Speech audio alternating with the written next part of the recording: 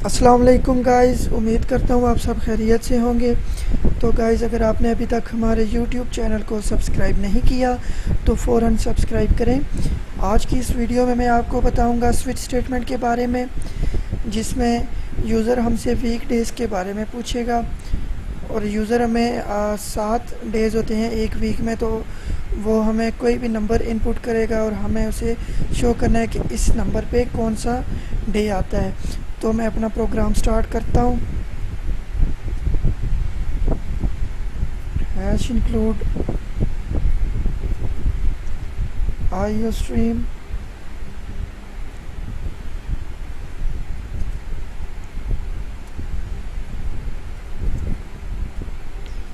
Using name space std int man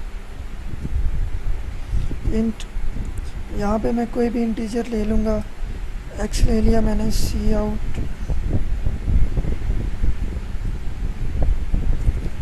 enter a number, cin x. तो guys, यहाँ पे हमारा programme user से इनपुट लेगा। तो यूज़र हमें कोई भी 7 में से कोई भी एक डिजिट एंटर करेगा, हमें उसे बताना होगा कि इस नंबर पे कौन सा डे आता है। तो यहाँ पे मैं स्विच स्टेटमेंट स्टार्ट करता हूँ अपने। तो यहाँ पे मुझे जो मैंने इंटीजर डिक्लेयर किया है वही लिखना पड़ेगा, तो मैंने एक्स लिख दिया। अब स्विच की बॉडी मैंने स्टार्ट की, तो केस 1 मतलब ये कि 1 पे अगर यूज़र हमें कहे कि 1 मतलब 1 नंबर पे कौन सा वीक में डे आता है, तो वो हमें शो करना है। तो यहाँ पे मैं अपना वीक जो है वो मैं मंडे से स्टार्ट करता हूँ।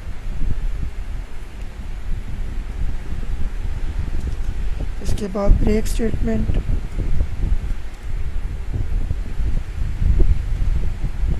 Case true. तो गाइस, स्विच स्टेटमेंट पे मैंने लास्ट टाइम एक बड़ी तफसील से वीडियो बनाई थी, जिसमें ये मैंने स्विच स्टेटमेंट का सिंटैक्स और ब्रेक स्टेटमेंट के बारे में सब कुछ बताया था, और उसके प्रोग्राम भी एक हमने किया था। तो इसका लिंक मैं डिस्क्रिप्शन में ऐड कर दूंगा। अब केस 3 हम लिखते हैं।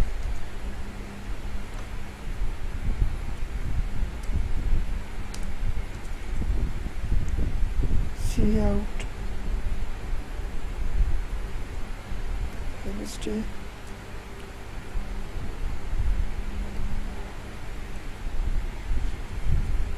ब्रेक।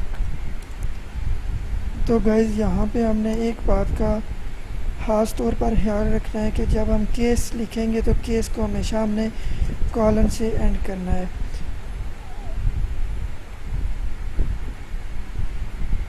और इसके बाद जब हम किसी भी केस की स्टेटमेंट्स ऐड कर लेंगे, तो इसके बाद हमने ब्रेक स्टेटमेंट भी लाजमी यूज़ करनी है, क्योंकि ब्रेक स्टेटमेंट इसलिए हम यूज़ करते हैं कि स्विच की बॉडी से हमारा प्रोग्राम एग्ज़िट कर जाए जब कोई भी कंडीशन ट्रू हो जाए।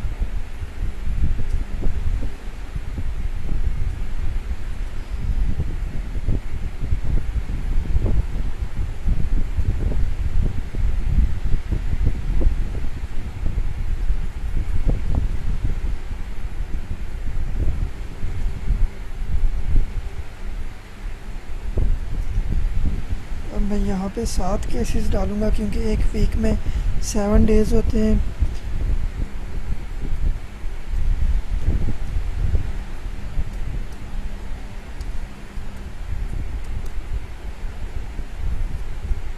तो ये हमारा लास्ट केस है 7। इसमें मैं संडे लिख देता हूँ। ब्रेक। तो गाइस, इसके बाद मैं डिफ़ॉल्ट वाले स्टेटमेंट एक ऐड करूँगा, क्योंकि अगर यूज़र हमें इन 7 केसेस के अलावा कोई वैल्यू हमें दे दे तो हमारा प्रोग्राम उसे स्क्रीन पे क्या शो करवाए। तो मैं यहाँ पे इसे दे देता हूँ कि इनवैलिड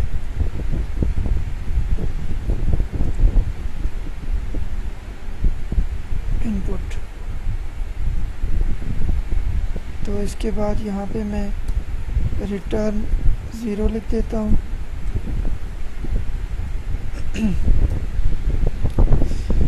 तो गाइज़ ये था हमारा प्रोग्राम जो कि कंप्लीट हो चुका है। तो सबसे पहले हमारा प्रोग्राम जो है वो केस 1 को चेक करेगा। अगर केस 1 ट्रू है तो वहाँ पे ये ब्रेक की वजह से हमें ये मंडे वाली स्टेटमेंट शो करवा के एग्ज़िट कर जाएगा। अगर फॉल्स है तो 2 पे चला जाएगा। 2 अगर ट्रू है तो ट्यूसडे प्रिंट हो जाएगा। अगर फॉल्स है तो 3 पे चला जाएगा। इसी तरह सो ऑन चलता जाएगा जब तक कंडीशन ट्रू नहीं होती। अगर सारे केसेस फॉर एग्जांपल फॉल्स हैं तो हमें ये डिफ़ॉल्ट वाली स्टेटमेंट शो करवा देगा। तो इसे मैं अभी रन करता हूँ। प्रोसेसिंग हो रही है।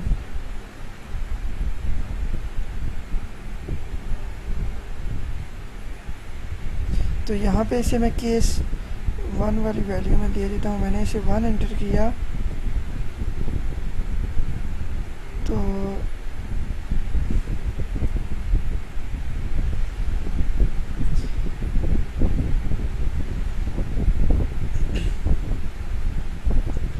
ये आप देख सकते हैं कि 1 पे हमने मंडे रखा था तो इसने हमें मंडे शो करवा दिया।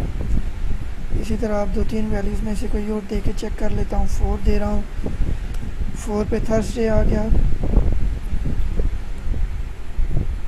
7 दे देता हूँ, 7 पे संडे आ गया। एक और कोई चेक कर लेते हैं, 3 या 5 कर लेते हैं। 5 कर लिया, 5 पे इसने हमें फ्राइडे शो करवा दिया।